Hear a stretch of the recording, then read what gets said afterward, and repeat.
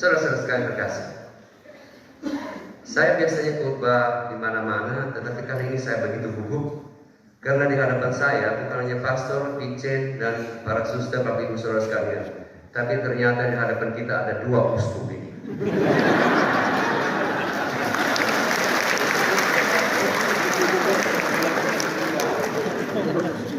Kalau masih ingat Tupi Mira ini ada satu lagi di sini, namanya Peter. Ya, silakan Peter bangkit. Santo ya, Petrus. Inilah dia ya. Ya, kita temukan ini. Dan kita punya teman, mungkin Bapak Kardinal ya. Silakan berdiri. Ya, oke, tepuk tangan. Dan kita minta semua yang lain, uskup, paus, para imam, suster, bukan situ, silakan berdiri.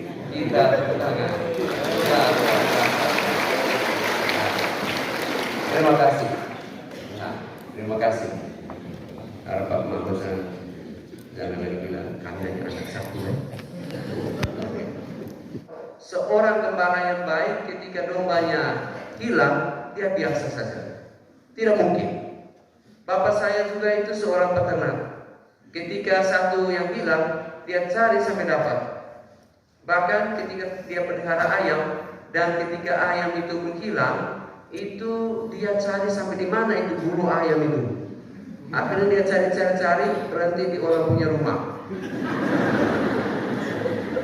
Lalu dia tidak masuk lagi orang punya rumah, dia hanya bilang, ya ayam itu berkembang di situ.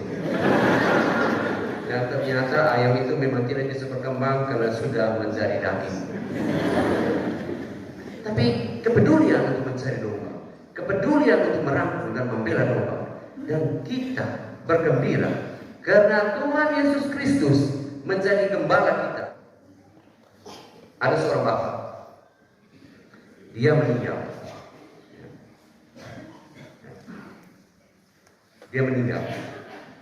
Gembala yang baik. Dan waktu dia meninggal, dia sampai di sana, dia bilang gini, Petrus, jangan tipu saya. Karena saatnya gembala bilang di rumah bapak banyak tempat tinggal.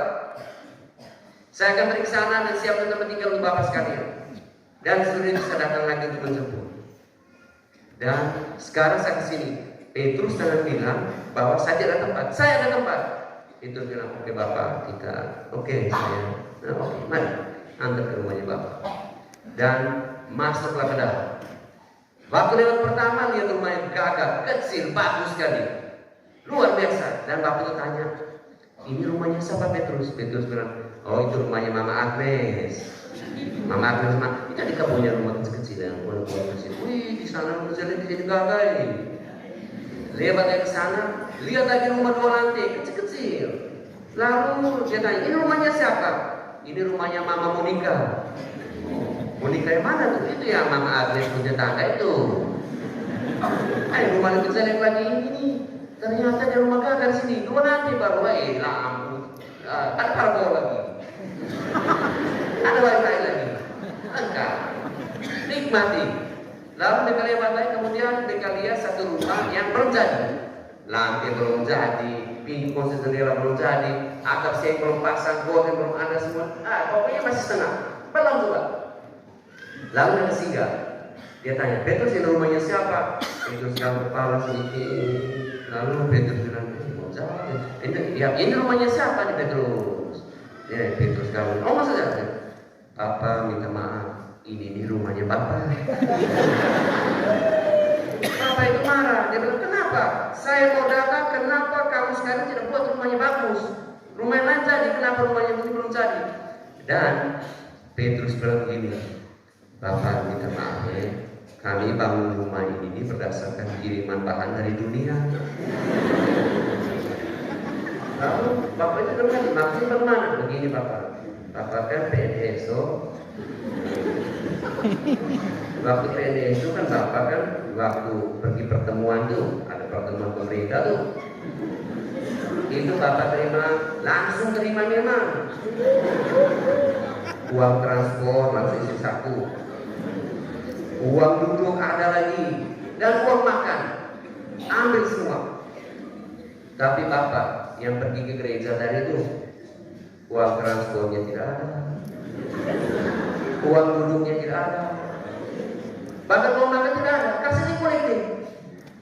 Pergi itu doa di KPG itu di kelompok paksis itu sama kosong. Lagi nyanyi apa lagi? Awal sampai tidak ada ayat satupun. Pergi kerja kelompok itu begitu. Tapi Bapak tahu, yang itu kami catat. Yang Bapak punya uang transport ke gereja kami catat, uang duduk di gereja kami catat, uang makan di gereja kami catat, lalu kemudian mau lagi nyanyi kami catat, uang KPG kami catat, kerja kelompok kami catat. Itu yang kami beli besi, beton, pasir, semua di sini. Yang Bapak tahu loh, yang paling besar yang beli uang duduk tuh waktu Ekaristi. Mengapa? Karena kami punya bos besar datang. Dia langsung datang, itu besar. Dan Bapak Ibu sudah berapa kali Bapak masuk ke gereja? Dia gambar kepala ini, tapi saya sudah di sini. Bisa Bapak bisa. Kalau ada orang berintensi bisa, makanya intensi ini pas pada baik hormat kita. Tapi begitu, menurut pengalaman saya bertahun-tahun berabad-abad ini Bapak, orangnya ingat tahun pertama, tiap hari bisa. Tahun kedua syukuran, tahun ketiga itu mereka sudah ingat lagi. Tahun Bapak kubur sudah tidak ada lagi. Jadi Bapak terima kasih Bapak rumah ini, karena itu yang sisa saja dari orang lain. Nah, Bapak punya itu tidak ada, maka dia tinggallah di rumah yang belum jadi. Rumah di surga ada, tapi jangan lupa kirim barang kiriman ke sini. Kalau ada cicil di BRI dan koperasi, jangan lupa setiap hari Minggu datang cicil untuk rumah abadi di surga. Amin. Bapak yang biasanya masuk ke gereja itu, Bapak pasang, mama pasang, Bapak hanya bawa dengan ojek. Dia motor, mama pulang baru teleponnya, gitu. Waktu masuk surga, istrinya suruh masuk keluar. Bapaknya datang, dia terus. Saya juga masuk. Dia bilang, Bapak dia bisa ini. Tidak. Satu istri sudah dalam. Itu sudah Bapak. Ini om tegas memang ini. Masuk surga itu kita pakai kartu keluarga.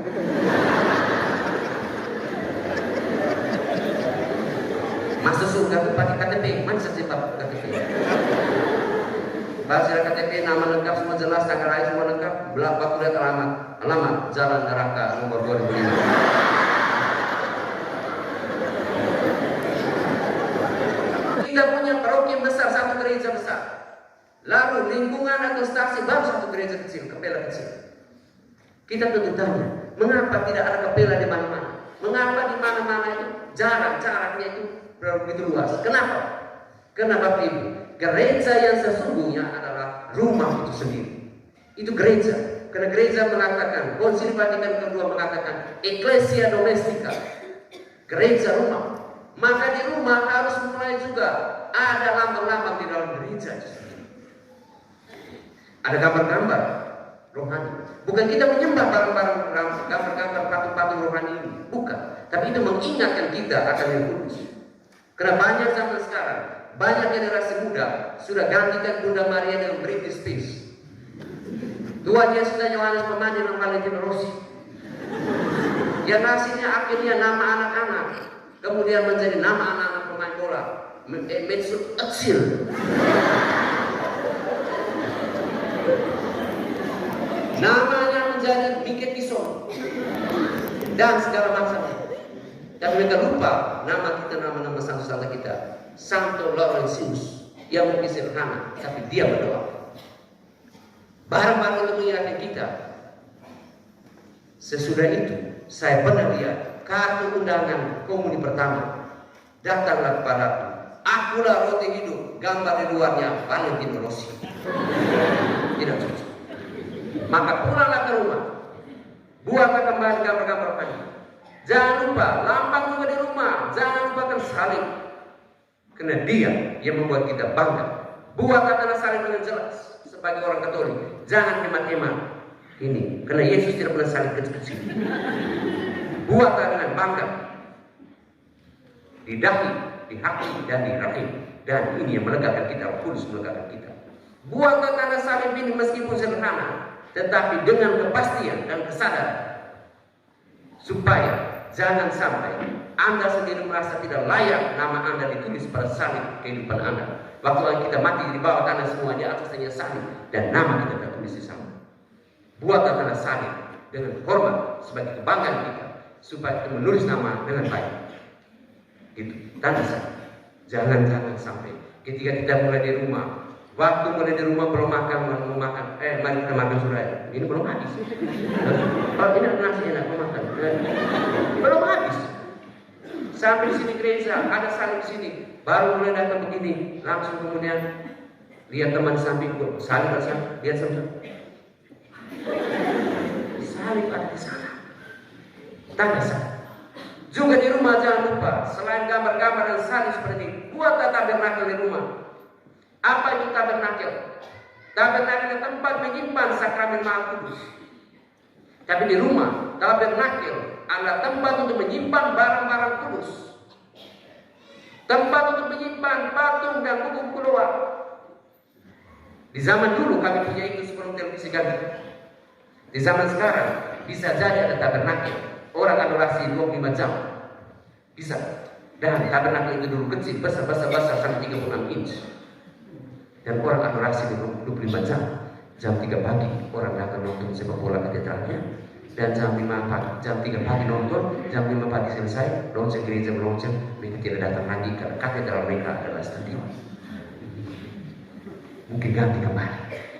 Ada tempat sana. Dan jangan lupa, satu barang kudus yang wajib di rumah adalah kitab suci. Kitab suci. Namanya kitab suci. Kalau pulang ke rumah, bapak dan bapak mama akan lihat semua. Tulis di depannya itu namanya Alkitab. Tulisnya besar-besar Alkitab. Tapi kita bacanya Alkitab, kita baca kitab suci. Buku, tapi juga suci. Berguna untuk menyucikan kita kalau kita baca. Karena banyak orang sudah tidak lagi baca. Padahal di dalam ini adalah suara Tuhan. Kita tidak pernah dengarkan suara Tuhan. Kita tidak pernah bertemu dengan Tuhan. Kita tidak pernah bertemu Yesus. Tapi ketika kita baca kitab suci, kita mendengarkan Dia yang sedang berbicara kepada kita. Ada banyak sekali bejangan di dalamnya. Bejangan itu macam-macam. Untuk kami bapak-bapak misalnya, ingat baik-baik, catat ini baik-baik. Mama-mama catat. Ingat dalam hati. Misalnya dari kitab suci itu, perjanjian lama, bencana bukan bapak-bapak. Yesaya bab 5 ayat 22 yang berbunyi, celakalah mereka menjadi jago minum dan juara dalam mencampur minuman keras.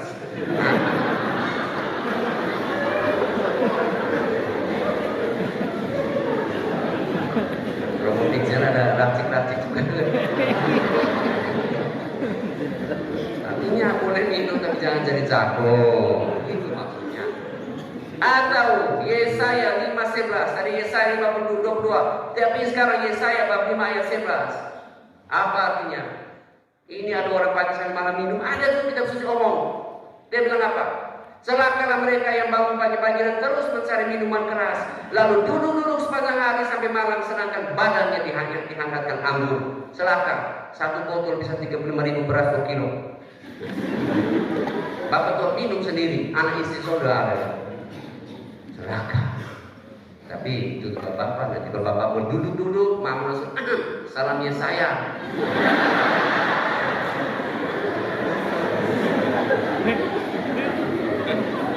Tapi kalau bapak-bapak kan ngomong mama itu, mama juga itu ada.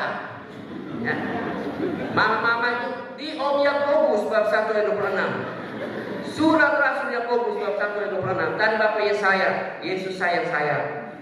Sekarang Om Yakobus dalam itu 1:26 yang berbunyi, jikalau ada orang menganggap dirinya beribadah tetapi tidak mengekang lidahnya, ia menipu dirinya sendiri, maka sia-sialah ibadahnya. Datang misa sampai di sini sopan, gerakan sopan semua. Komuni itu terima pelan, sepelan sopan. Bapak doa bapak kan sambil lengkung. Waktu pulang misa belum ganti baju, komuni belum sampai hati tenang betul. Lihat begini piring belum cuci. Langsung dari yang sopan-sopan setekap. Yang salah Maria, salah Maria. Langsung tegas. Siapa yang jadi makan minum kita? Macam orang bisa.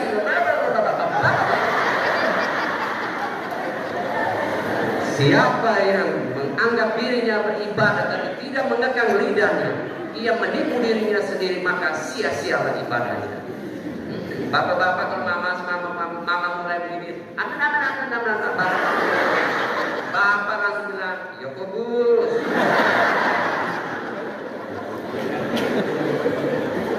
Kalau bapak tadi dua, mama juga dua.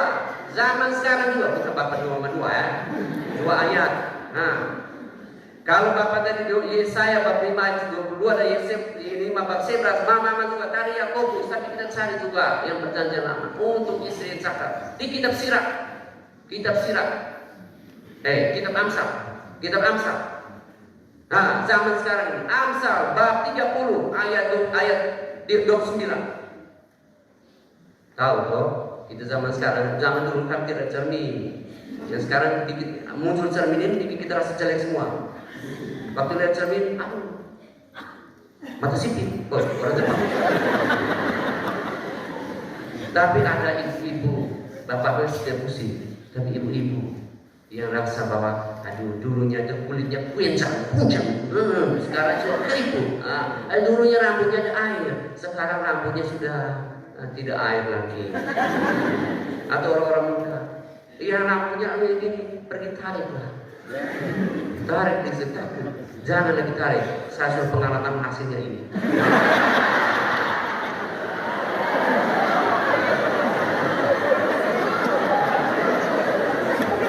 Tidak usah cemas dengan kehidupan Anda. Tidak perlu cemas bahwa kecantikan Anda akan luntur. Tidak perlu cemas bahwa kemolekan Anda akhirnya menjadi tidak terpesona lagi. Tapi Amsal 31 ayat 30 menyatakan, kecantikan adalah bohong, kemolekan adalah sia-sia. Tapi istri yang takut akan Tuhan dipuji-puji. Kecantikan adalah bohong, kemolekan adalah sia-sia. Tapi istri yang takut akan Tuhan dipuji-puji. Karena kualitas darah, rohani kita. Tapi bab mama menjam pulang sana dan pakai sudah bilang itu tadi. Akhirnya sekarang abdi mau bersorak lagi. Jangan, hanya jangan berlebihan. Listrik memang ada, jangan tarik lagi. Dan dua anak-anak lagi. Dua anak-anak itu, anak-anak zaman sekarang itu, semuanya menikah hanya dengan HP. Malas. Akhirnya mulutnya biru. Pergi ziarah juga itu tidak foto lagi senang berdoa, tapi fotonya latar belakangnya patung dan mulutnya bengkok. Foto tidak ada begini lagi. Taruh begini baik-baik masih mendengar, tapi lihat patung belakang berdoa begini dekat.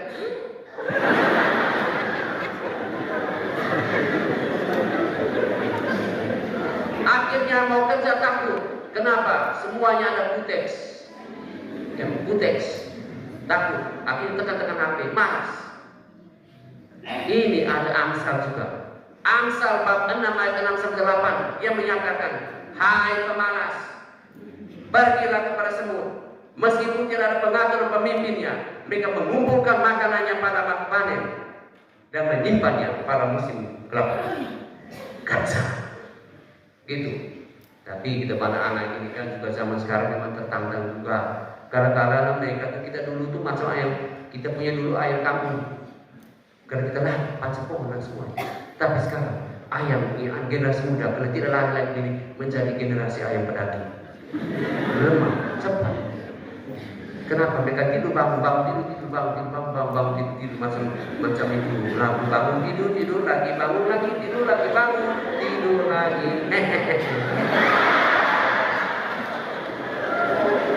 Tapi untuk anak-anak muda begini, juga Amsal bab 6 ayat 9 sampai 11 yang menyatakan, hai pemalas, berapa lama lagi engkau tidur? Kapan engkau bangun dari tidurmu? Engkau pun tidur sebentar, bangun lipat tangan sebentar, mengantuk sebentar, tidur lagi.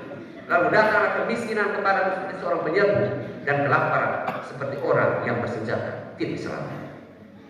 Semoga minggu panggilan ini membangkitkan kita supaya kita mulai kembali membaca kitab suci dalam keluarga, Karena dialah sabda Tuhan mempersatukan. Kalau keluarga yang rajin membaca kitab suci, keluarga itu akan dipersatukan karena sabda Tuhan. Tapi keluarga yang tidak membaca kitab suci, yang muncul adalah kata-kata sendiri yang bisa memisahkan.